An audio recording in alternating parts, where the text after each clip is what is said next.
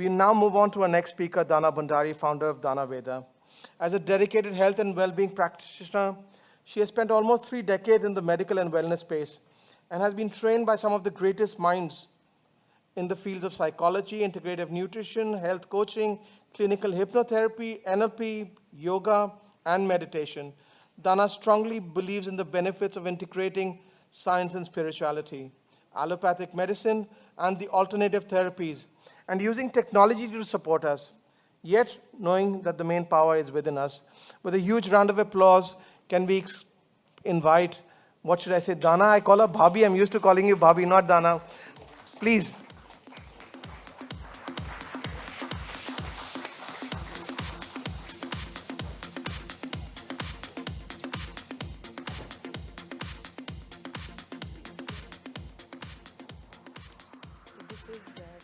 Forward, right? Mm-hmm. Sure, thank you.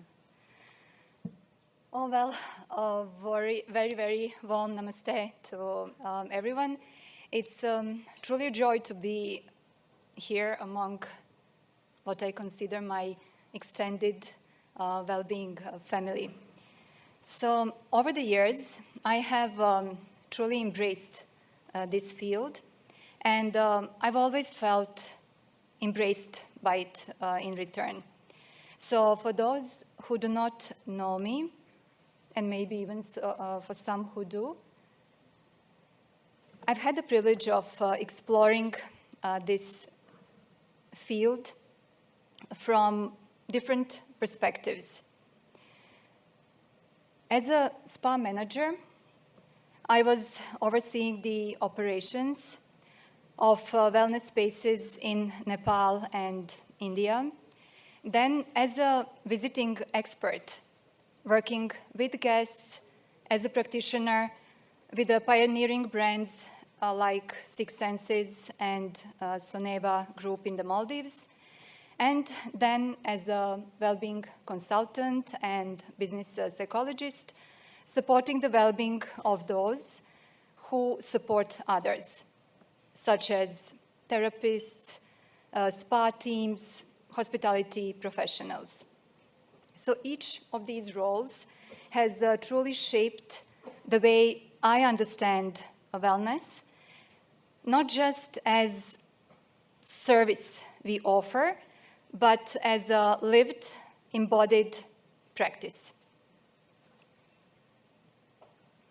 So as we gather to explore the reinvention of wellness industry, let us reflect firstly on not only what we offer, but also how we define wellness. Because the meaning of wellness is evolving fast and differently.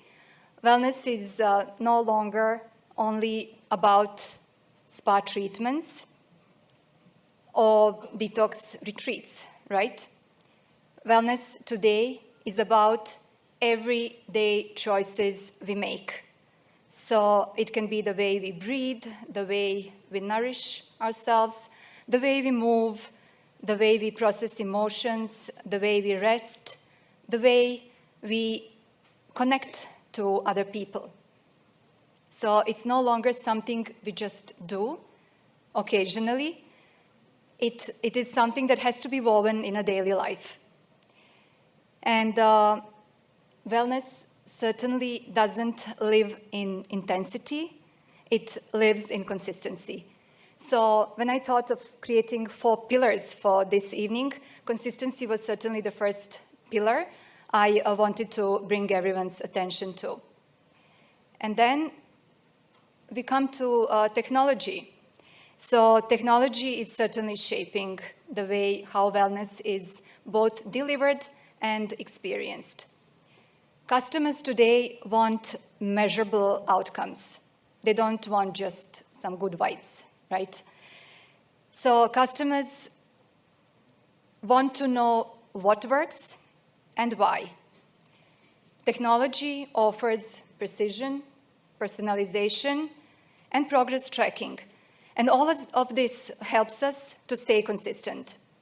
However, we must remember that no technology can replace the healing power of a warm human presence that says, I see you, I hear you, I recognize the inner healer within you.